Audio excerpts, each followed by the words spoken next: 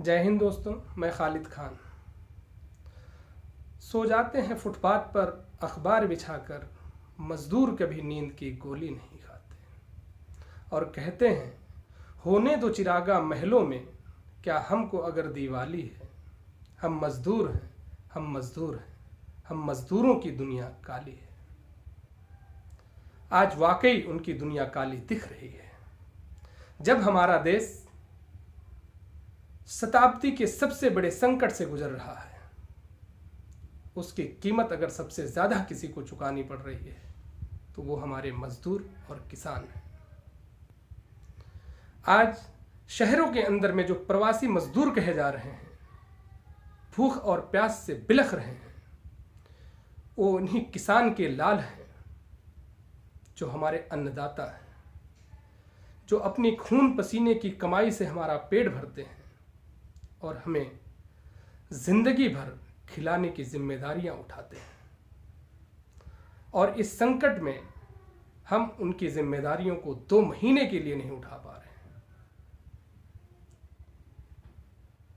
न हमारी सरकारें, न हमारे वो कारपोरेट की वर्ल्ड के लोग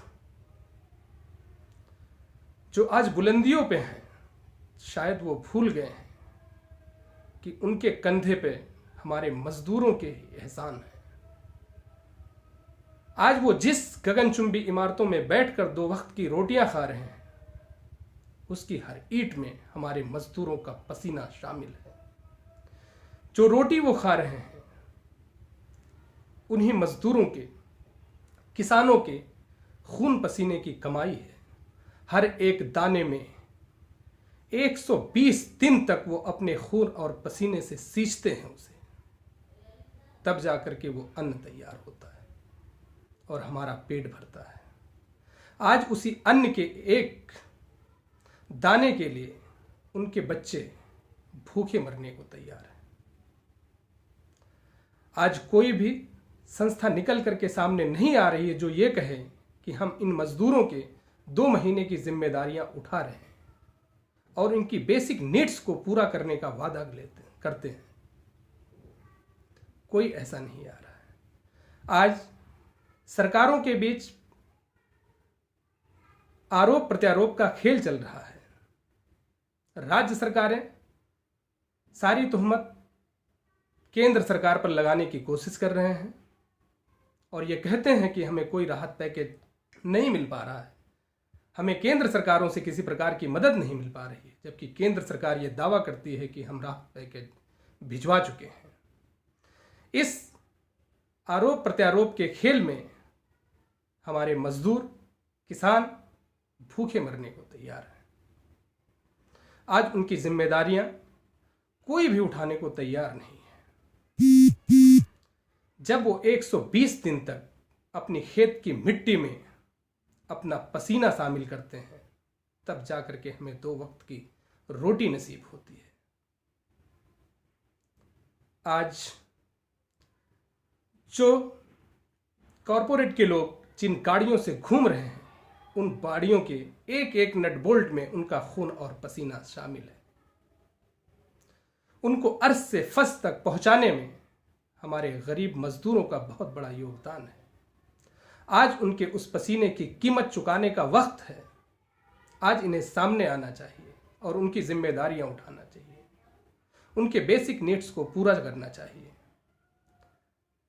उन्हें आज नगद आर्थिक मदद देने की ज़रूरत है ताकि उनकी ज़रूरतें पूरी हो सकें। और हमारा सुझाव है केंद्र सरकार से कि अगर as a volunteers corporate world के लोग नहीं आ रहे हैं सामने मदद के लिए, तो हमारी सरकार इनकम टैक्स डिपार्टमेंट से एक लिस्ट जारी करवाए और उनके इनकम के अकॉर्डिंग सभी पर एक फिक्स अमाउंट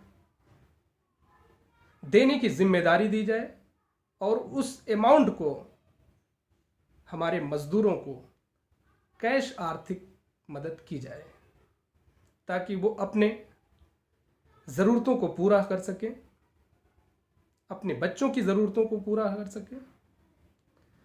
हमारी अर्थव्यवस्था की रीढ़ की हड्डी है ये किसान और मजदूर, अगर ये टूट गए तो हमारा देश टूट जाएगा। और आज हमारे देश को ये चाहिए कि इन्हें टूटने ना दिया जाए, क्योंकि ये हमेशा हमारे पेट भरने की जिम्मेदारियां उठाते हैं।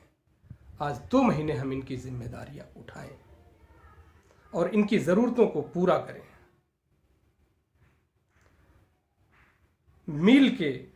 मील मालिकों के कुत्ते आज भी चरबीले हैं, हमारे गरीब किसान और मजदूर के चेहरे आज भी पीले हैं। जय हिंद।